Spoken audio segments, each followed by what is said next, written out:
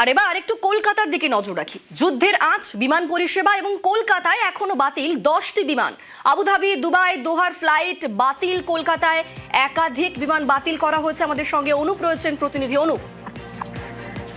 যুদ্ধকালীন যে পরিস্থিতি একদিকে, সেই কারণে কিন্তু কলকাতার ক্ষেত্রে যাওয়া এবং আসার ক্ষেত্রে সব মিলিয়ে 20টি বিমান এখনো বাতিল রয়েছে। গতকাল লক্ষ্য করা গেছিল সারা দেশ জুড়ে প্রায় 446টি বিমান বাতিল হয়েছিল এবং পরবর্তী ক্ষেত্রে আজকেও সেই এফেক্ট পড়বে এমনটা মনে করা হচ্ছে। এবং ইসরায়েল এবং অন্যদিকে ইরান যুদ্ধ যে পরিস্থিতি, সেই কারণে কিন্তু যে আকাশ ব্যবহার করতে পারছে না, সেই কারণে দোহা থেকে কলকাতা থেকে শুরু করে দুবাই, অন্যদিকে কাতার, সমস্ত ক্ষেত্রে কিন্তু বিমান এইভাবে বাতিল করা হচ্ছে। এখনো পর্যন্ত ভোর রাত থেকে এখনো সকাল পর্যন্ত লক্ষ্য করা যাচ্ছে যাওয়ার ক্ষেত্রে 10টি বিমান এবং আসার ক্ষেত্রে 10টি বিমান ইতিমধ্যে বাতিল করা হয়েছে। এমিরেটসের বিমান, কাতার এয়ারওয়েজের বিমান, এয়ারওয়েজের বিমান থেকে শুরু করে এয়ার আবুধাবি, এই একাধিক বিমান ইতিমধ্যে বাতিলের সিদ্ধান্ত নেওয়া হয়েছে এবং বেলা যত বাড়বে আরো কিন্তু এই বিমান বাতিলের সংখ্যা বাড়বে। গতকাল যে পরিস্থিতি হয়েছিল আজকে একই পরিস্থিতি হবে এমনটাই কিন্তু বিমান সংস্থা তারা কিন্তু এমনটাই মনে করছে। বেশ, ধন্যবাদ।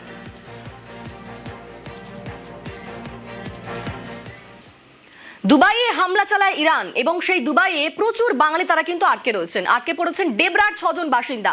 যুদ্ধের আঁচে জ্বলছে দুবাই। কাজের সূত্রে দুবাই হয়ে উগান্ডা যাওয়ার পথে বিপত্তি। দুবাইয়ে আটকে ডেবরার অযোধ্যাপুরের 6 জন বাসিন্দা। দুবাইয়ে আটকে হলদিয়ারও এক ব্যক্তি।